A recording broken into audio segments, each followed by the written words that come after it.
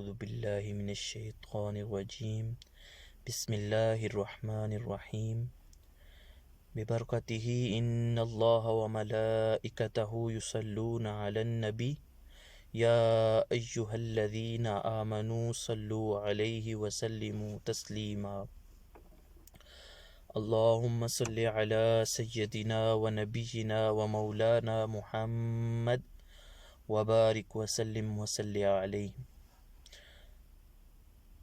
آج کا ہمارا عنوان ہے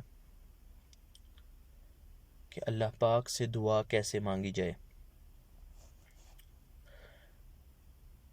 اس عنوان پہ بات کرنے کے لیے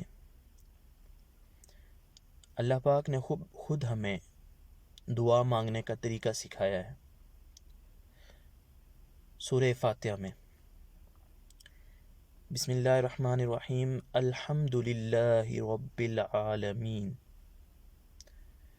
تمام تعریفیں اللہ کے لیے ہیں جو تمام جہانوں کا رب ہے، یعنی جس سے مانگا جائے اس کی تعریف کی جائے، جس سے مانگا جائے اس کی بڑائی بیان کی جائے، جس سے مانگا جائے اس کی اتنی تعریف کی جائے کہ اس کے علاوہ کسی اور کی ایسی تعریف نہ کی جائے۔ تو ہم پورے جہان، کسی ایک دنیا کی، ایک آسمان کی، ایک سیارے کی بات نہیں ہو رہی، تمام جہان، اس کائنات میں جو اللہ نے بنایا ہے، اللہ نے تخلیق کیا ہے، ان ساری چیزوں کا مالک، ان ساری چیزوں کا رب، پالنے والا، وحدہ لا شریک اللہ ہے۔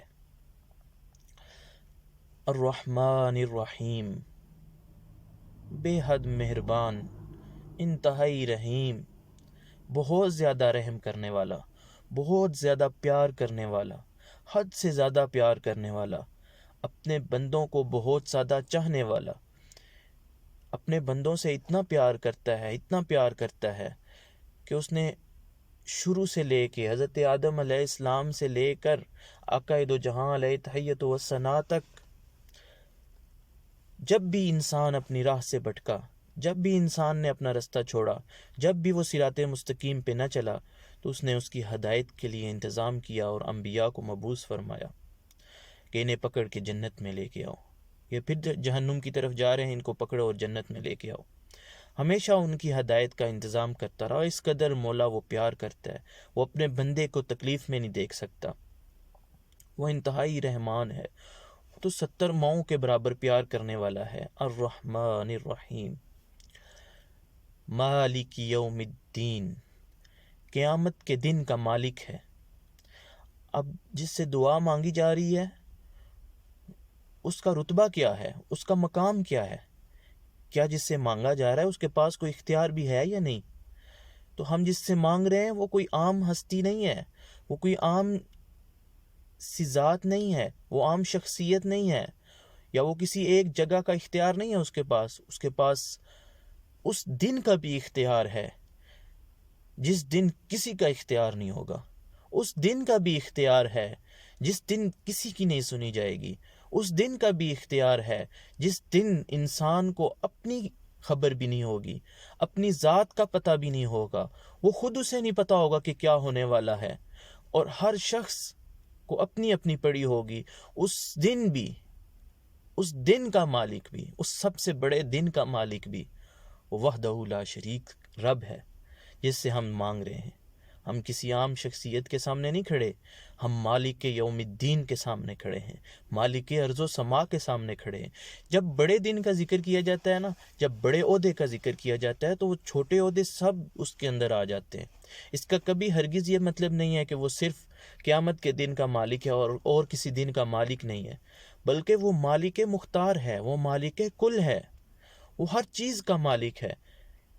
تو جس ہستی سے مانگا جائے اس کو اس کے اختیارات کے مطابق مانگا جائے، اس کی تعریف اس کے اختیارات کے مطابق کی جائے۔ مالک یوم الدین، قیامت کے دن کا مالک ہے۔ اب انسان کا اور اپنے خالق اور مالک کا جو رشتہ ہے وہ بیان کیا جا رہا ہے۔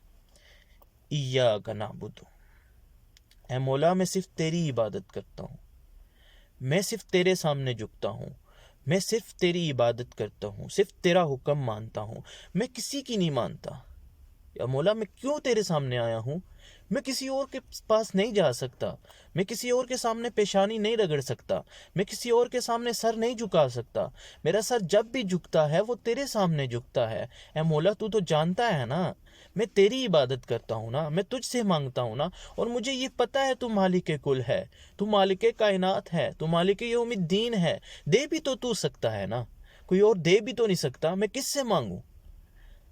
میں اس لیے تیرے پاس آیا ہوں کہ تیری میں عبادت کرتا ہوں، تو عبادت کے لائق ہے، تیرے جتنا اختیار کسی کے پاس نہیں، تو علی کل شیء قدیر ہے، تو چاہے تو دے سکتا ہے، چاہے تو نہیں دے سکتا۔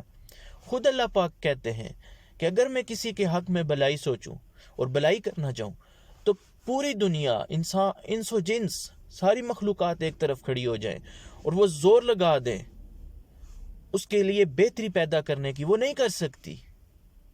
جب میں برائی چاہوں اس کی تو کوئی اور اس کے حق میں بہتری نہیں چاہ سکتا، اور جب میں کسی کو دینا چاہوں، جب میں کسی کے حق میں بہتری چاہوں، بہتری کرتا ہوں، تو پھر دنیا کی کوئی طاقت، دنیا کی کوئی مخلوق اس کے راستے میں رکاوٹ نہیں بن سکتی۔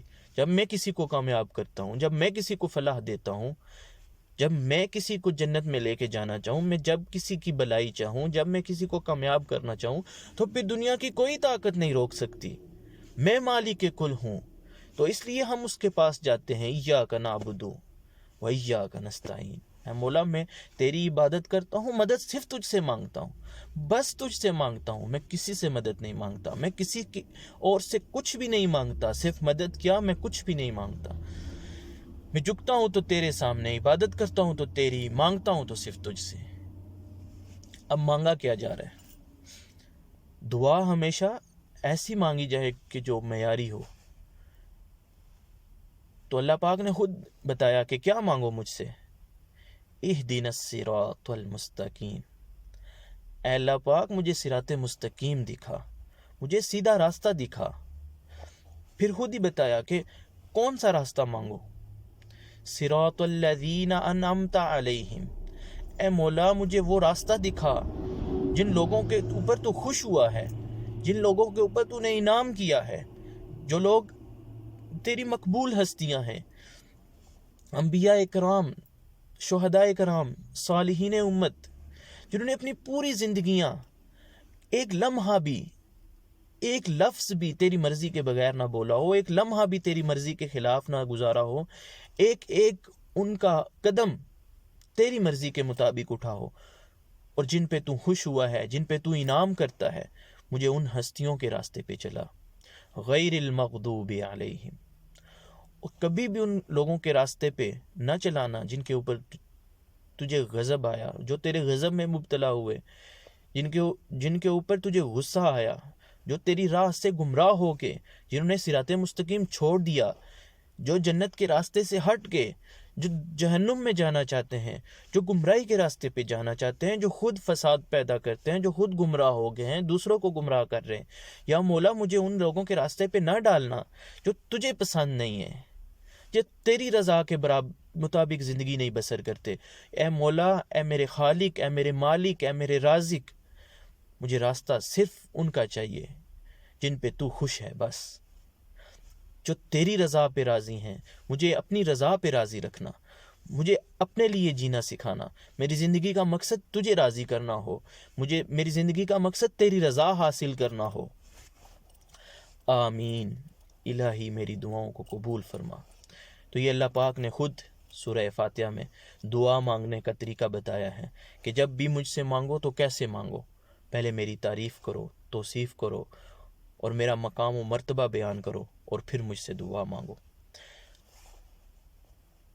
وآخر دعوانا ان الحمد للہ رب العالمین۔